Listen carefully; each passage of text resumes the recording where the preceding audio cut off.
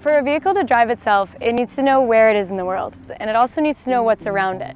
Based on these factors, it needs to be able to make smart and safe driving decisions in the real world.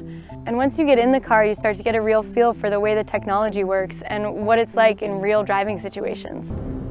So think of the sensors as the car's eyes and ears, but with eyes that can see far off into the distance and 360 degrees around the car.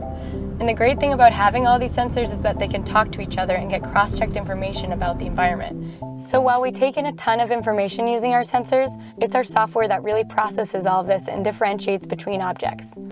For example, if there's a cyclist in the bike lane, the vehicle understands that this is a cyclist, not another object like a car or a pedestrian, so the cyclist appears as a red box on the safety driver's laptop. And the software can also detect the cyclist's hand signal and yield to them appropriately.